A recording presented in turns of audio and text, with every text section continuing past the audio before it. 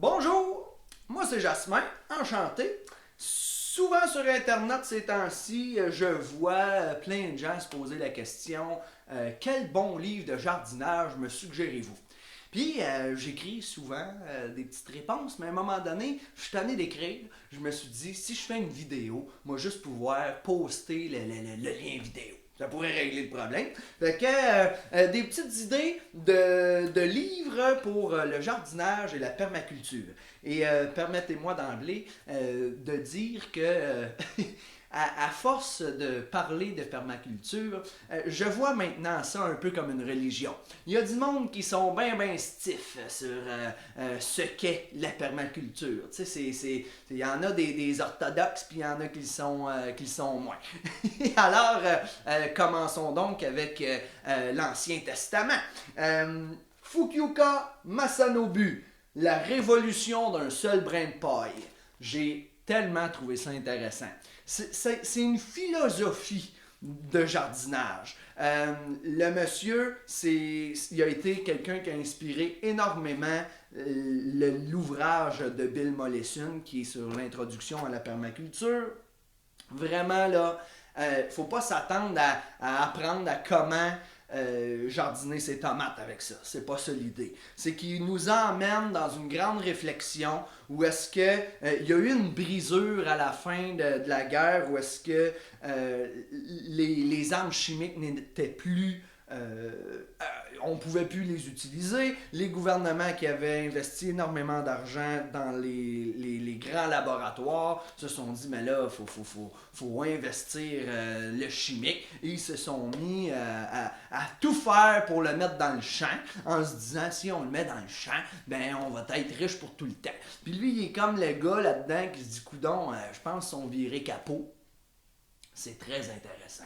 Fukuoka Masanobu, la révolution d'un seul brin de paille, en PDF sur Internet. Vous allez le trouver gratuitement. Donc, on va à la Bible. Bill Mollison, Introduction à la permaculture. Quand on lit ce livre-là, ça ne sera pas tant encore l'idée de mes tomates, moi je les cultive comme ça. On est dans l'aménagement. Vous avez un projet pour votre cour, puis vous voudriez transformer votre terrain entier en un jardin. Ça va vous faire réfléchir sur le design, l'architecture, la réflexion autour de qu'est-ce que je veux de près, qu'est-ce que je veux de loin. Par exemple, combien de fois on voit les gens faire un potager dans le fond de la cour. Tu sais, c'est comme vraiment loin de la maison. Puis, moi, c'est bizarre, tu sais, parce que ça fait qu'à chaque fois que tu vas jardiner, c'est un détour. Lui, avec par exemple les zones 0, zone 1, 2, 3 jusqu'à 5, ben là c'est un design qui va vous apprendre à dire, le potager, il faut que ce soit très près, le plus près possible. Moi aujourd'hui, j'essaye qu'entre mon driveway et ma porte d'entrée, qu'il y ait des plantes potagères. C'est ça, là, si mes plantes potagères, il y en a dans... sur le chemin, 2 fois par jour, m'en les voir, je vais jamais manquer à bien m'en occuper. Alors, Bill Mollison, Introduction à la permaculture. On va y aller avec les évangiles québécois. Évangile selon Yves Gagnon. Le jardin écologique, ça, c'est qu'est-ce que j'appelle ma Bible pour vrai. C'est le livre qui va parler de jardinage at large. Compost, aménagement dans du jardin, les semis, et il y a une synthèse légumière, va prendre tous les légumes un à un et va spécifier des choses pour le légume. Bon, tel génétique, tel ravageur s'y attaque. C'est vraiment complet. Et vous verrez, là, tu sais, il y a des calendriers. Moi, j'ai des notes là-dedans. Je l'ai même lavé cette année tellement qu'il était rendu plein de terre. C'est le jardin que je vais sortir dehors. C'est le livre que je vais sortir dehors dans mon jardin. Bref. Yves Gagnon. Si vous êtes déjà connaisseur du jardinage, mais que vous voulez approfondir la chose, Yves Gagnon, encore, la culture écologique des plantes légumières. Là, ça ne va pas vous parler de compostage. Là. Tu sais, ça ne vous parlera pas d'engrais verts. Ça, ce que ça passe, c'est que ça prend un légume à la fois. Tu sais, la synthèse légumière que je vous parlais, là, il l'approfondit à un autre niveau.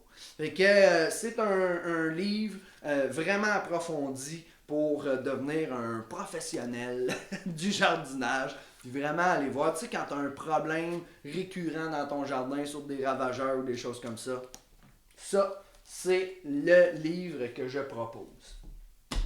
Allons-y avec l'Évangile selon Jean-Martin Fortier. Écoutez, un guide de jardinage qui a été best-seller. Il a été traduit en 8 langues et puis il est rendu quelque chose comme 150 000 copies vendues. C'est incroyable. C'est un Québécois. Peut-être que vous avez déjà entendu parler de lui. Moi, là, ce que je dis aux gens, c'est parce que oui, ça a fait une grosse mode. C'est super intéressant comme livre. Vraiment intéressant. J'ai adoré le lire.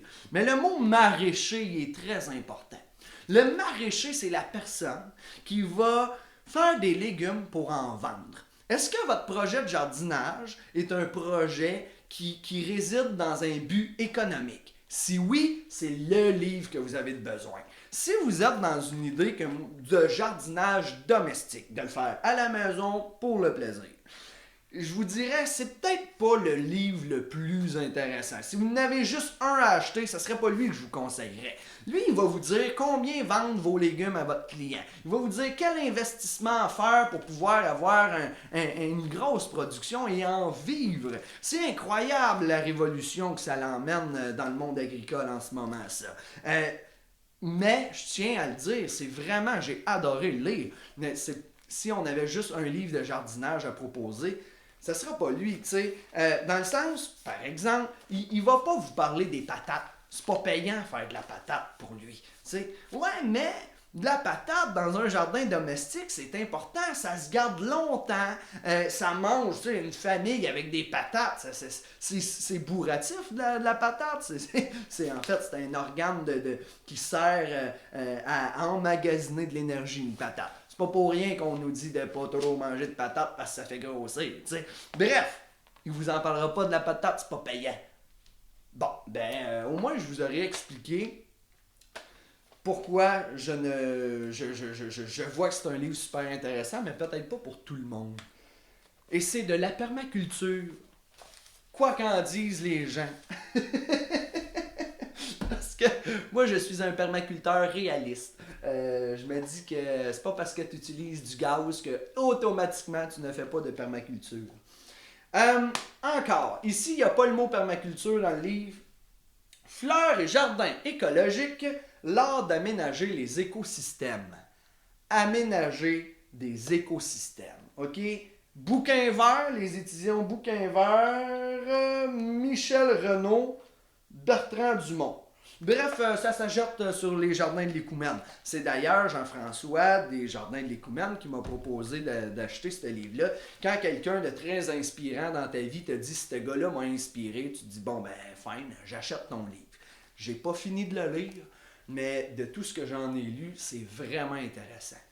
Le jardinage écologique, la permaculture, c'est de travailler avec la nature et travailler avec la nature, on a tellement aseptisé nos milieux de vie, aménager les écosystèmes, là, ça le dit, là, c'est vraiment ça qu'il faut s'enligner. Alors, ce serait un livre que j'aurais à proposer.